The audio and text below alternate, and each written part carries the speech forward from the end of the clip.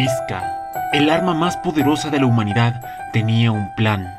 En sus saberes quería finalmente terminar la guerra, pero esto sería un hecho muy complicado, bastante difícil, pues ambas partes no deseaban la paz. Por un lado, los magos estelares, por puro resentimiento a la cacería de sus antepasados, se negaban a iniciar las conversaciones, y los humanos, viendo del otro lado de la moneda, los miraban como una amenaza potencial, pues uno de estos podía simbolizar un potencial de guerra increíble: la ciencia contra la magia. Dicho esto, y poniendo la misión en dificultad imposible, el chico ideó un plan. Los magos estelares son muy devotos hacia sus superiores, es decir, aquellos que están en la cumbre, la familia de la realeza. Si uno de estos era capturado por el enemigo, tendrían que dejar de lado sus resentimientos del pasado para concentrarse en el presente y aceptar las negociaciones de paz. Entonces, el primer paso es capturar al líder enemigo. Ahora, debería lidiar con la codicia, el miedo y el odio que salía desde su propia patria, desde la humanidad que había desarrollado la ciencia para enfrentarse a la magia. Aunque el otro bando esté dispuesto a iniciar estas mismas conversaciones de paz, eso no significa que su propia patria no les otorgara condiciones bastante demígratas, horribles, en donde la liquidación total del país sería la mejor de las consecuencias. Rendición incondicional sería la palabra correcta a emplear. Para evitar que su propio país hiciera algo tan abominable, él empezó a ejecutar su estrategia, teniendo en cuenta que posiblemente él sería la única arma capaz en el imperio de capturar al líder enemigo. También debería demostrarles que él sería el único capaz de rebelarse contra ellos mismos. Entonces, con hechos y con acciones, debería demostrarlo. Siendo así las cosas, cuando finalmente empezó a llevar a cabo su plan, decidió adentrarse a la prisión de máxima seguridad del imperio y liberar a una sola bruja. Le demostraría al mundo entero que él sería capaz de este acto. Él estaba viendo muy al futuro. En su idea, después de que él lograra capturar al arma más poderosa del imperio, a uno de sus principales jefes, coercionaría a su propia patria, los obligaría a tomar los diálogos de paz en serio, en una situación igualitaria en donde los dos estén dispuestos a ceder sin excepción, solo con única y exclusivamente encontrar la paz, la coexistencia entre estas dos naciones. De lo contrario, si ellos no lo hicieran y no escucharan a sus palabras, él liberaría al jefe enemigo, destruiría la gran ventaja que les había otorgado tácticamente sobre la guerra, poniendo nuevamente el escenario en un punto muerto. Y como el chico, Iska, ya tenía un historial de traición, ya tenía en su hoja de vida la liberación de una de las brujas, de uno de sus enemigos, los humanos no podrían ignorar sus palabras. Estaban obligados a escuchar y tomarse en serio sus amenazas. Y ese fue el motivo por el que Iska traicionó a la humanidad. Todo hacía parte de su futuro plan para acabar con la guerra. Lo que acabas de escuchar es una información que fue olvidada por el anime y que solamente aparece en su fuente primigenia, la novela. Como esto, existen muchos otros ejemplos de información omitida, pero no te preocupes. Si te interesan este tipo de datos, por favor acompáñame a lo largo de todo este video, pues el señor Mikael te realizará una comparación, un contraste entre el anime y la novela de Kimito Boku no Saigo no Senjo. Si te interesa, por favor acompáñame a lo largo de este video. Estoy seguro que la información que te traigo te va a encantar. Sin más dilaciones, empecemos con número 1. El anime magistralmente da el contexto de este mundo en un minuto, olvidando grandes informaciones que aparecieron en la novela. Lo principal sería, retomando palabras del anime, es que un grupo de investigadores un día estaban estudiando las estrellas y de repente sintieron que espíritus estelares se apoderaron de los mismos. El poder mágico se hereda, entonces sus descendientes tendrían la capacidad de invocar el poder estelar. habilidades que parecerían directamente salidas o sacadas de una película, es decir, la capacidad de usar magia. El imperio, o por lo menos los demás humanos, empezaron a sentir miedo de este poder y, como si fuera la Edad Media, empezó una cacería de brujas. Cada una o cada uno de las personas que pudiera invocar el poder astral era cazado, era condenado a la hoguera, hasta que, finalmente, la persona que tenía el espíritu más poderoso de todos decidió rebelarse ante esta persecución, la primera gran bruja de la calamidad. Ella sola se enfrentó contra todo el imperio humano y causó grandes destrozos a la nación. El daño fue tal que su nombre quedaría grabada en la historia. Además, ella fue la principal líder que dirigió a sus demás compatriotas, o por lo menos a los demás iguales a ella, hacia un nuevo lugar, hacia un nuevo territorio en donde ellos mismos formarían un país alejados de la persecución de la humanidad. Estableciendo una nueva república, la tensión entre ambas potencias mundiales empezó a intensificarse. Por un lado, estos tenían un gran potencial bélico debido a la individualidad de sus personas, y por el otro, desarrollándose ampliamente en aspectos de la ciencia para contrarrestar el poder mágico, crecieron hasta el punto de ser una de las potencias militares más fuertes del mundo. Las tensiones y las batallas duraron por más de 100 años hasta la actualidad, en donde empieza el primer capítulo de esta serie. Número 2. La prisionera que estaba en aquel lugar al principio de la serie cuando Itsuka la rescata es solamente una niña, pero debido al profundo odio que existe en esta nación no tienen consideración por ninguna edad, siempre y cuando pertenezca al otro bando sin importar género, edad o cualquier tipo de condición, etnia, serían considerados como grandes enemigos, básicamente prisioneros de guerra, en donde sus tratos humanitarios serían mínimos. Hablando de esto, la prisión en donde ella se encontraba no tenía ni un solo guardia físico, solamente grandes sistemas de seguridad tecnológicos y sistemas de vigilancia. El motivo es sencillo: la peligrosidad de cada uno de los reos es demasiado alta y poner a guardias simplemente provocaría que su vida estuviera en peligro. Estos, en caso de una rebelión, serían inservibles contra seres que pueden doblegar las leyes de la física a voluntad. Por eso confían en el poder de la ciencia en lugar del poder de los humanos. Y esa es la razón por la que en ese lugar no existe ni un solo guardia físico, y eso le facilitó mucho el trabajo a Itsuka en su misión de rescate. Adicionando y siguiendo hablando sobre la escena, cuando esta niña escuchó los pasos de una persona que se acercaba a su celda, era algo completamente extraño, pues nadie, ninguna presencia humana se acercaba a este lugar. La única opción que vino a su mente era que finalmente habían decidido hacer algo con ella, y alguien se acercaba a decirle o dirigirle su sentencia. Quizás habría sido el exilio permanente o la muerte. No tenía idea de qué era lo que le esperaba, hasta que finalmente vio un hombre más o menos de la misma edad que ella utilizando su espada para liberarla. Con un solo movimiento de esa hoja logró destruir esos barrotes que podían bloquear el poder espiritual. Ni siquiera el golpe de un mago más aventajado podía ser capaz de destruir esa arquitectura o esa prisión. Número 3.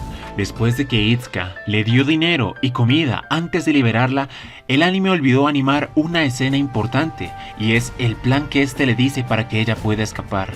Le informa que debería salir corriendo de este lugar y guiarse por los letreros de los sitios comerciales hasta llegar al terminal de la ciudad.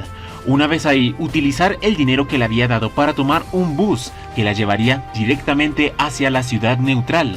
En ese lugar podría encontrarse con sus compatriotas y volver a casa. Mientras él le daba ese plan, la chica permanecía bastante incrédula.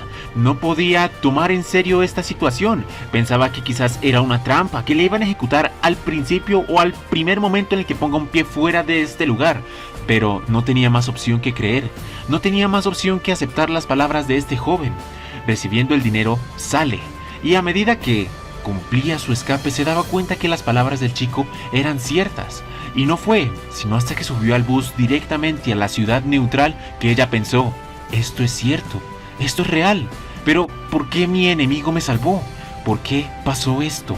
Un día después de que ella logró escapar y estaba en la ciudad central a punto de volver a casa, encuentra una noticia en el periódico que le heló la sangre. Decía que uno de los santos de la espada más jóvenes de la historia había traicionado a la humanidad, había liberado a una bruja y al haber cometido esta traición de nivel nacional, sería condenado a cadena perpetua en una prisión.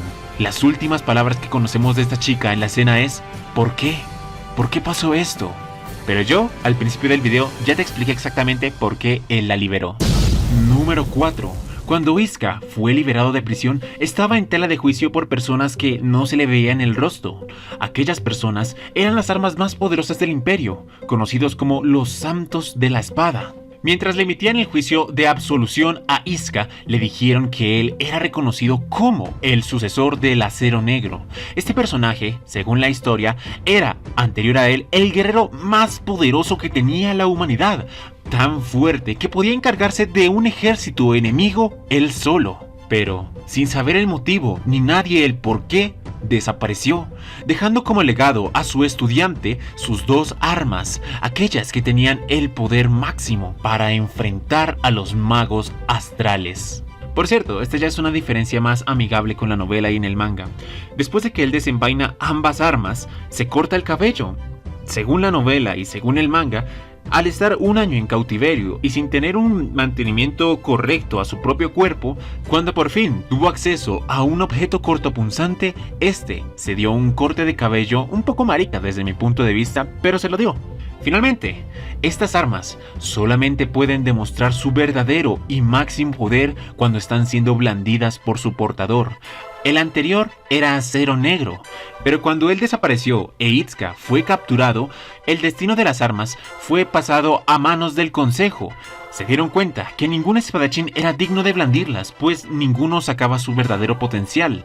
En pocas palabras, la única persona o el único guerrero actualmente que puede evocar su máximo poder sería el arma más poderosa de la humanidad, Iska. Número 5. ¿Quién es Jin? Aquel amigo de Iska quien había convocado para su pelotón en esta misión. Resulta que para explicar su historia debemos evocarnos muchos años en el pasado, quizás 7. El gran espadachín negro necesitaba buscar un sucesor de sus armas y de su poder. Entonces decidió abrir una academia. En esta se inscribieron muchas personas, bastantes, la mayoría niños, que estaban bajo su cuidado. El primer día logró depurar a la mitad con un entrenamiento excesivamente fuerte. Todos estos se fueron resignando con el paso del tiempo. A medida que pasaban los meses y las semanas, los números se reducían considerablemente, hasta que, finalmente, luego de 3 años, solamente quedaron 2, Iska y Jin. Ambos tenían un entrenamiento espléndido en el combate, pero al final, quien sería elegido como el sucesor verdadero sería el único que aguantó todo el entrenamiento, Iska. Cuando esto ocurrió, su maestro le dijo que estaba bastante impresionado, pues al principio, cuando abrió la academia, la persona en quien menos él creía o en el que menos confiaba que llegaría hasta el final sería este muchacho. Y el motivo era que este se parecía bastante a él en aspectos de su personalidad, y por eso él tenía bastante desconfianza. Quería que el que heredara su poder fuera alguien diferente y no igual a él. Número 6. Hablemos un poco de la historia de el escuadrón que acompaña a Iska en esta misión. El primero es Jin, fuerza completamente bélica, compañero de entrenamiento con el gran Acero Negro. Nene, la chica pelirroja, es una ingeniera de gran renombre en el imperio, a punto de ser considerada como genio. Sus inventos y su desarrollo ha contribuido grande en el avance del potencial bélico de la nación.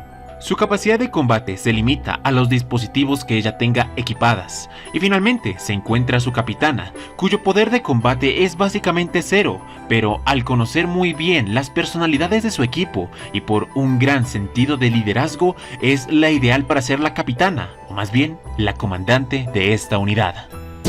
Número 7. Esta más que una diferencia es una complementación o una explicación sobre la escena de batalla. Cuando Nene invocó esos misiles que formaron una neblina en la primera batalla de la serie, esta no tenía las funciones de ocultar la vista de las personas, sino que su verdadero propósito era interferir en las ondas espirituales del ambiente. Cuando este polvo se dispersó en la atmósfera, los magos trataron de evocar magia, pero esta se dispersó, pues las partículas mágicas estaban en completo descontrol. No es algo que permita que ellos se encuentren completamente inutilizados de magia, solamente duraba 2 segundos, pero esos 2 segundos fueron más que suficiente para que Itzka recortara lo suficiente la distancia entre los magos y él.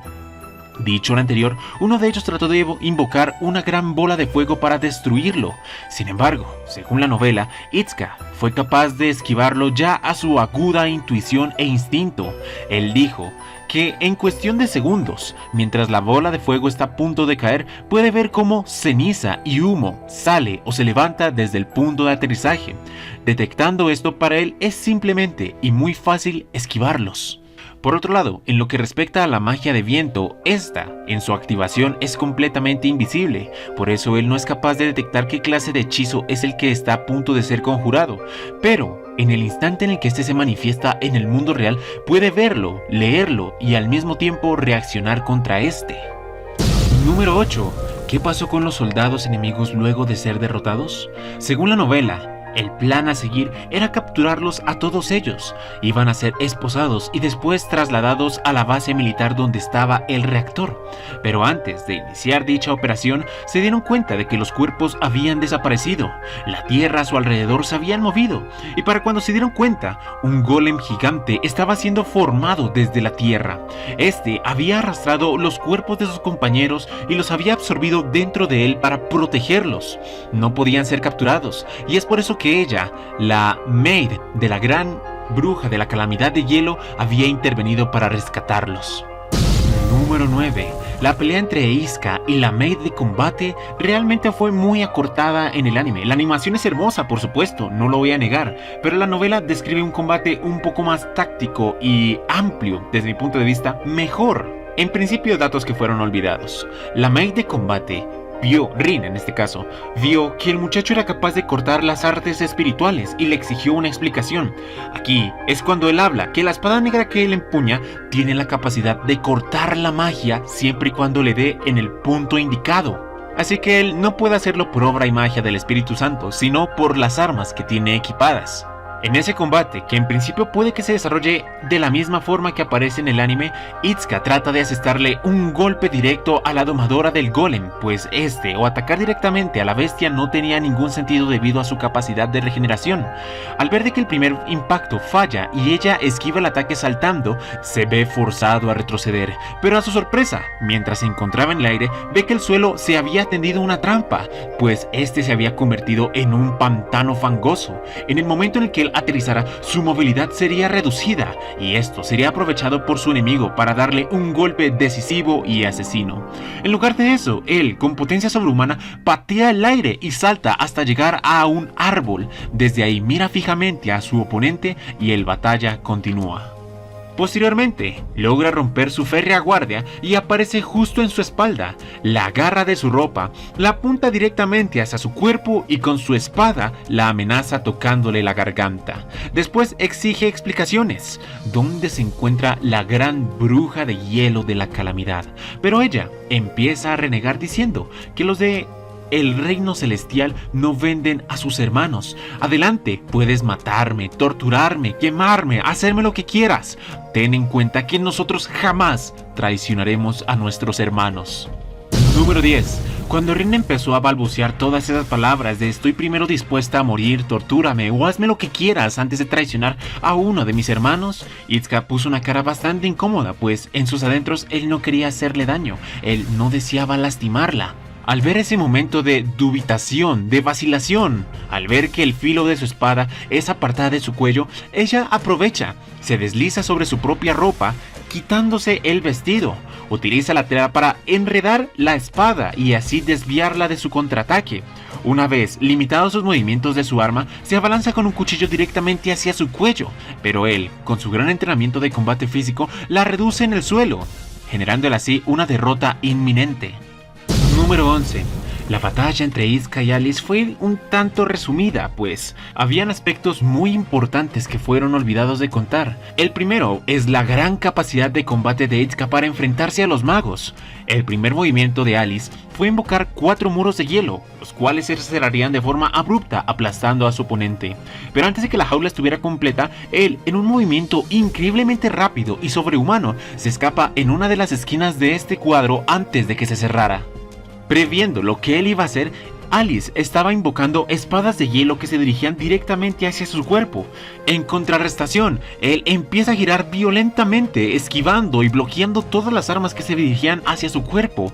Las interceptaba o las desviaba de una forma magnífica, pero estas empezaron a abrumarlo, pues el número total de hojas que le estaban atacando eran más de 1000. Su concentración empezó a romperse cuando la primera herida se formó en su cuerpo, y después, como si fuera una avalancha, empezaron a ir consecutivamente. En respuesta, para romper este acorralamiento, invoca el poder mágico de su espada blanca, la cual consiste en replicar el hechizo que antes había interceptado, pero no lo puede hacer de la misma magnitud que su principal conjurador. Mientras que Alice estaba usando más de 1000 espadas, el arma solo fue capaz de invocar 100. Al ver de la gran inferioridad numérica, Alice aún consideraba que la victoria estaba bajo su manga, pero Iska lo miró como una oportunidad. Empezó a cargar mientras las armas interceptaban sus ataques, al estilo de Gilgamesh vs Shiro. Ella atacaba, pero estas 100 armas le daban un momento de respiro lo suficiente para cerrar la distancia entre ellos y utilizar un gran tajo eliminando a su oponente. Alice, en contrarreacción, utiliza un escudo de hielo. El anime dice que es un objeto indestructible e impenetrable, y es cierto. Según la novela, esta arma es capaz de resistir, o por lo menos este escudo es capaz de resistir impactos nucleares. Es decir, esa cosa no se va a romper por más golpes que le des. Número 12. Fue un gran error de la bruja de hielo que su rostro haya sido visto por el enemigo, pues ella utilizaba un velo con el fin de que éste no lograra reconocer su identidad. Al haber fallado, al haberse equivocado tropezando en el abismo y cayendo en los brazos de Iska, había cometido un grave error. Al ver de que este humano la había visto, estaba planeando zanjar este asunto inmediatamente. Lo iba a asesinar con su gran poder. Antes de hacerlo, un breve intercambio de insultos empezó a suceder. Ella le dijo: "Eres un monstruo, más monstruo que nosotros mismos, quienes ustedes nos consideran como verdaderos monstruos. Cada vez que pensaba que la victoria estaba a la vuelta de la esquina, tú logras superar mis expectativas y sales victorioso en el intercambio, obligándome a retroceder y a tomar acciones evasivas y defensivas".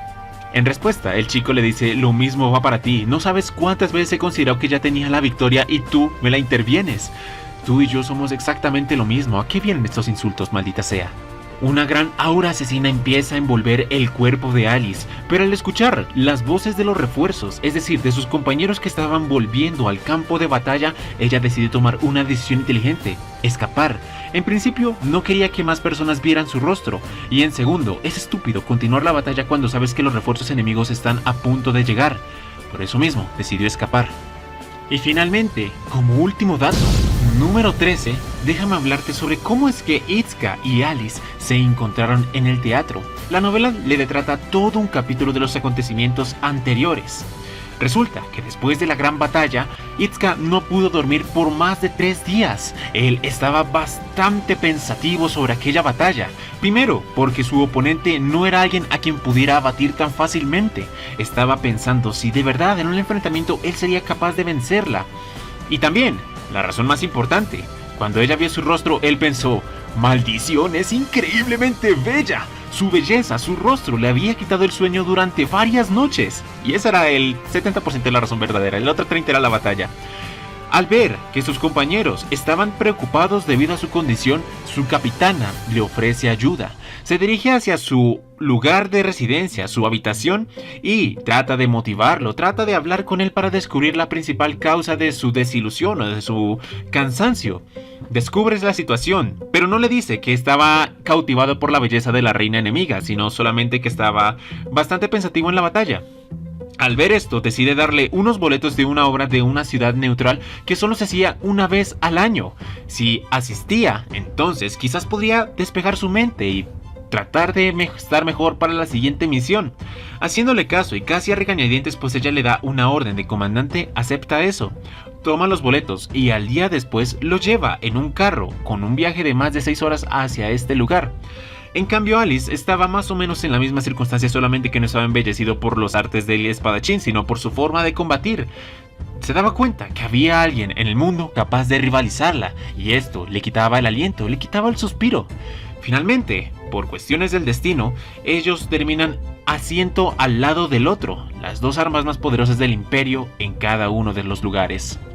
Y Alice no había utilizado 2 pañuelos, realmente ya estaba usando 3. El suyo, el de su Rin, el de su maid, y finalmente el que Itsuka le había promovido. Cuando ella trató de devolverlo, le dijo que estaba dispuesto a pagárselo dándole el mejor pañuelo de seda que ella pudiera comprar en este momento. Ahí es cuando él dice que no es barato y que no debería preocuparse. Y bueno, me tomé la libertad de decirte todas las diferencias que existen entre la novela y el anime de esta serie. Si te gustó, el channel es mamadísimo, por favor dale like, me gusta y comparte. Sin nada más que decir, este fue el señor Mikael y curiosamente pasó algo que no había pasado hace mucho tiempo. Llegamos a los 25 minutos. Prepárense hermanos, el diablo hoy fue invocado, así que empecemos con 1, 2, 3, 4, ¡ga! Largos cabellos, poder colosal. Su barba rojiza es un dios del metal.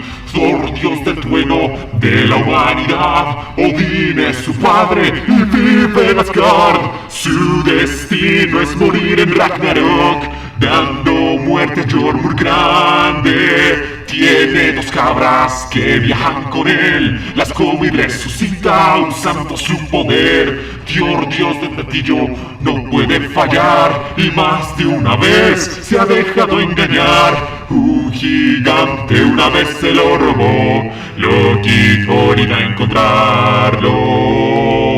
¡Vamos! Se vistieron de novia y criada, para así al gigante engañar. Y en la recepción se come un buey haciendo sospechar al rey. No creo que seas mujer.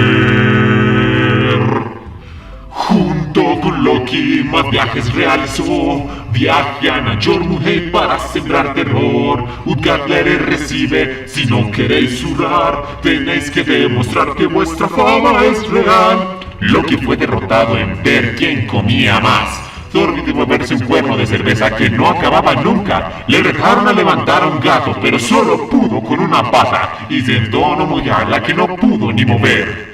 Derrotados regresan a su hogar, pero Utgard les detiene.